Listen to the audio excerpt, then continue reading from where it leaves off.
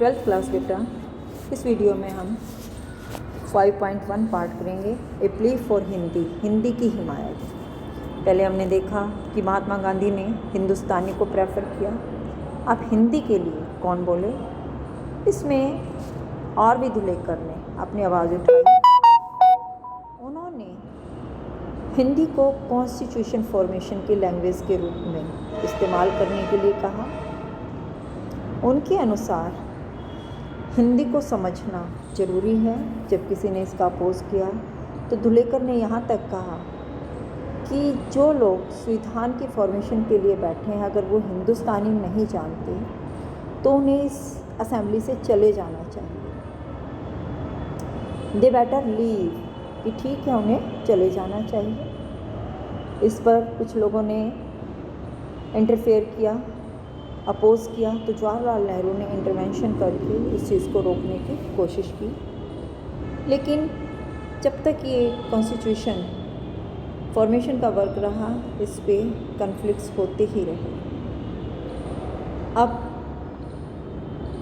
On 12 सितंबर 1947 को धुलेकर ने जब लैंग्वेज के लिए फिर स्पीच दी तो एक और बड़ा स्टॉर्म आया, एक बड़ा तूफान खड़ा हुआ। इस टाइम पीरियड तक कॉन्स्टिट्यूएंट असेंबली की कमेटी जो बनाई गई थी, संविधान सभा की जो भाषा कमेटी थी, वो अपनी रिपोर्ट दे चुकी थी।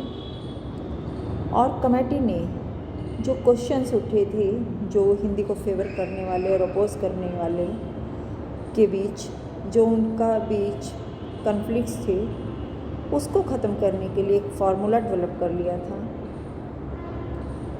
समिति ने सजेशन दिया कि देवनागरी जो स्क्रिप्ट है उसमें लिखी हिंदी इंडिया की राजकीय भाषा होगी, यानी कि Devanagari script would be the official language in Hindi. लेकिन इसको डिक्लेयर नहीं किया गया था। समिति का मानना था कि हिंदी को राष्ट्रभाषा बनाने के लिए हमें धीरे धीरे आगे बढ़ना होगा। उनके अकॉर्डिंग फर्स्ट 15 ईयर्स तक गवर्नमेंट वर्क्स में इंग्लिश का यूज़ रहेगा और हर एक प्रोविंस को अपने वर्किंग्स के लिए रीजनल लैंग्वेज चुनने का राइट होगा। यानी कि शुरू वाले 15 सालों तक इंग्लिश का इस्तेमाल और राजकीय स्तर की बजाय स्थानीय स्तर पर, क्षेत्रीय स्तर पर अपनी अपनी भाषाएं। तो इस तरह संविधान सभा की भाषा समिति ने हिंदी को राष्ट्रभाषा की बजाय राजभाषा कहकर डिफरेंट जो पक्ष थे उनकी भावनाओं को शांत करने के लिए एक सॉल्यूशन शो करने का प्रयास किया था। लेकिन धुलेकर इस चीज़ से तैयार नहीं थे। उनका मानना था कि Hindi to be declared not an official language but a national language. Hindi राजभाषा नहीं बल्कि राष्ट्रभाषा होनी चाहिए। उन्होंने ऐसे लोगों को क्रिटिसाइज़ किया जो कहते थे कि हिंदी को उन पर थोपा जा रहा है। उन्होंने उनका मजाक उड़ाया। जो महात्मा गांधी का नाम लेकर हिंदी की बजाय हिंदुस्तानी को राष्ट्रीय भाषा मानना चाहते थे, उन्होंने इसके ऊपर अपनी स्पीच भी दी।